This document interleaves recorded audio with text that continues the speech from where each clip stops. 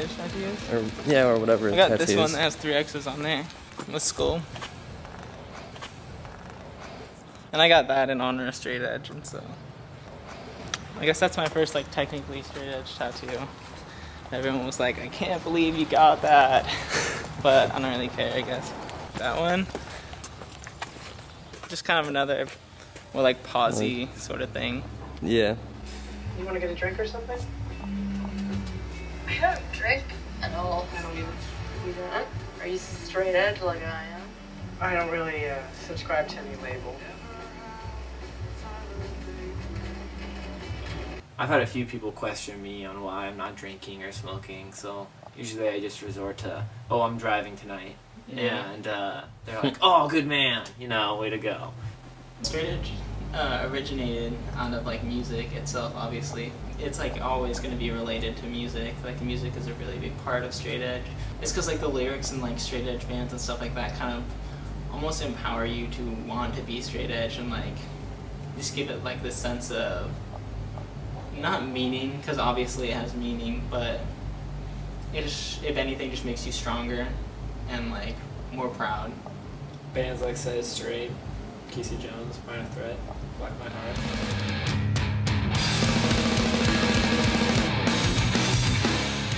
The straight edge to me is just kind of like, I've always trying to kind of just go off of the main rules, which is like don't drink, don't do drugs, don't be a slut.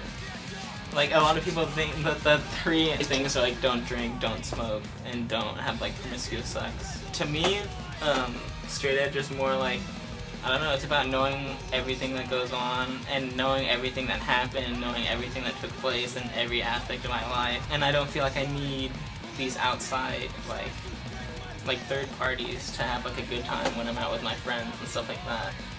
Like I don't need like some sort of different thing to distort my mindset so that I can have a good time. Like I don't want to like talk down about like people who like drink and do drugs and stuff like that. I have a lot of friends who are like get down like that, but just never really found the need to do that.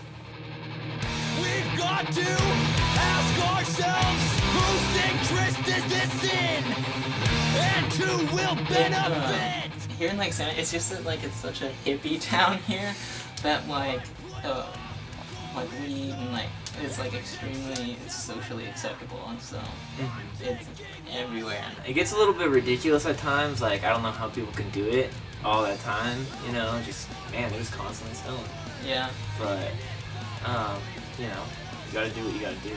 It's not like, it's kind of like anywhere else, you just kind of roll with the punches.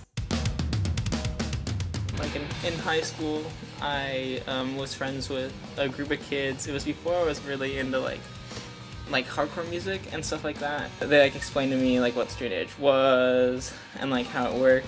I already kind of like had lived like by this like the kind of codes of straight edge or whatever. It was just like a natural thing. I learned about it from hanging out with Franklin, because we became friends like late freshman year. Like I kind of didn't know if like I should be or not. You know, I always just was like drug free. One of my friends that I was really close to at the time got really drunk at a party and had unprotected sex in a closet.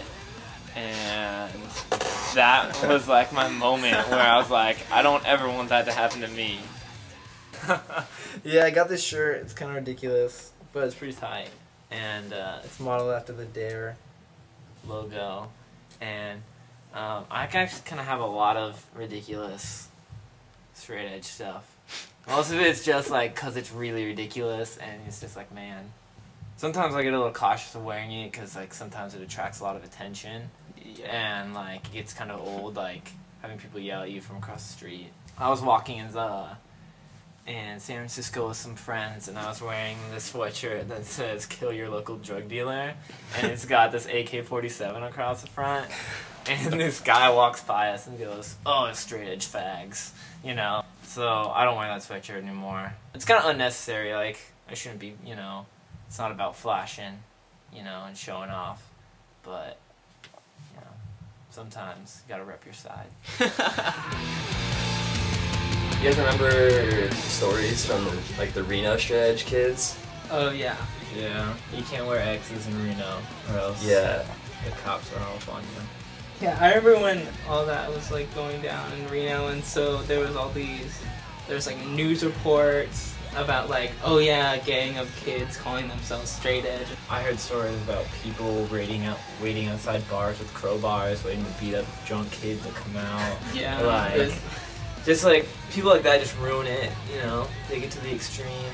it was around like 2005 and 6 that this was going on. I think I was just like 18 at the time, and kind of like taking this in because it really sucked because it was taking straight edge, like something that I like held dear, like a belief in my life, and kind of like perverting it, and like now it's like laced in with like people are calling it like a gang and stuff like that, and it was just really kind of a bummer. I've had about enough.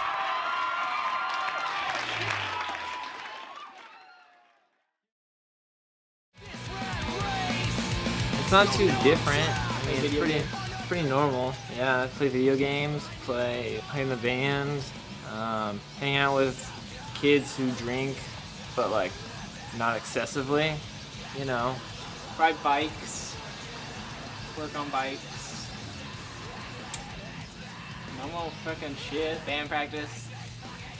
That takes some time too. You know, do homework. I try to focus a lot of energy and time out to be partying, like doing more constructive stuff, working. You know, I work with kids. Yeah, I mean that's just, you know, pretty normal, except for that, you know, 2 or 3 nights a week we don't just get completely smashed. And DARE started in LA, and it was taught by cops, and it was generally found ineffective. It didn't work. Used a lot of fear tactics. The results found when I did evaluation of the program that you know, kids were no more or less likely to use drugs or alcohol than kids who hadn't gone through the program. Which is kind of a disappointment because it was a huge program that was funded, you know, for years, and it turned out to be a disappointment.